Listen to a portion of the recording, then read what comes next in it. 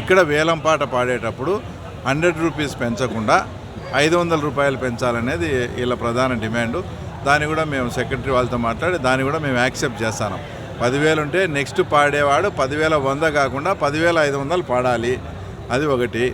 రెండోది వచ్చేసి ఎక్కడన్నా బయట ఇక్కడుండే మార్కెటింగ్ కాకుండా ఎక్కడన్నా ఢిల్లీకి పోయే బండ్లు ఏదైనా తోటల కాడికి వచ్చినప్పుడు వాళ్ళకు 1 టన్ను 2 టన్నులో ఆ బండికి తక్కువైనప్పుడు వాళ్ళు రాత్రిలో వచ్చి కొంచెం ఎక్కువ రేటు పెట్టి కూడా అవి కొనేదానికి ఈ లోపల ఉండే అధికారులు కానీ వ్యాపారస్తులు కానీ వాళ్ళకి సహకరించి ఆ 2-3 టన్నులు ఫిల్ చేస్తూ ఉన్నారు.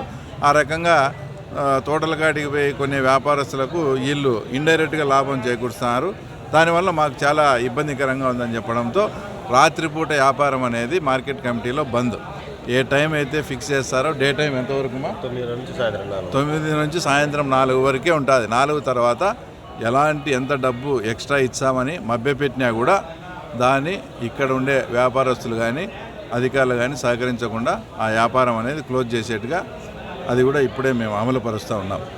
మామూలుగా ఇది ఫంక్షనింగ్ జరిగేటప్పటి నుంచి వారానికి 10 రోజులకు ఒకసారి ఫంక్షనింగ్ చేస్తూ ఉన్నాం. అంటే దీన్ని మానిటరింగ్ చేస్తూ ఉన్నాం ఏం జరుగుతుంది. ఎందుకంటే స్వయంగా మేము చీనీ రైతులం కాబట్టి వాస్తవంగా నేనే చీనీ ఇప్పుడు నాకు గిట్టుబాటుగా వచ్చే ధర రాలేదని చెప్పేసి 20 ఎకరాలు ఉండే చీనీ తోటను కూడా నేను కూడా కొట్టేయడం జరిగింది. అంటే మాలాంటి వాళ్లకు వ్యవసాయం మీద ఆధారపడి బతికే వాళ్లకు కాకుండా మాలాంటి వాళ్ళకి అది మాకు కొంచెం భారంగా అనిపించినప్పుడు వాస్తవంగా రైతుల పరిస్థితి చాలా దారుణంగా ఉంది. అందరూ కూడా మా ప్రాంత రైతులు ఏమంటారంటే 1-2 టన్నులు ఉండేటి కావాలని 16,000 పెడతారు. 9 టన్నులు 10 టన్నులు ఉండే కుప్పను దాని 12-12 కన్నా ఎక్కువ తీసుకోవడంలే. చూసేదానికేమో పులిందల మార్కెట్లో 16,000 పోయిందని చెప్తున్నారు. వాస్తవంగా అది 1/2 టన్ను 1 టన్నుకే పెడుతున్నారు.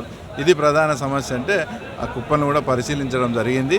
ఎందుకంటే తక్కువ క్వాంటిటీలో ఉన్నప్పుడు వేస్టేజ్ తక్కువ వస్తుంది కాబట్టి ఆ రేట్ వచ్చింది.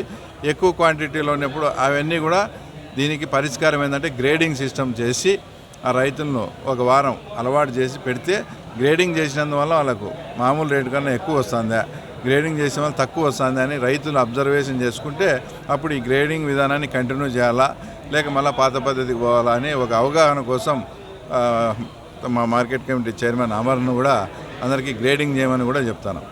చంద్రబాబు నాయుడు గారిది రైతు పక్షపాతి ప్రభుత్వం. రైతుల కోసం మేము ఏమైనా చేస్తాం.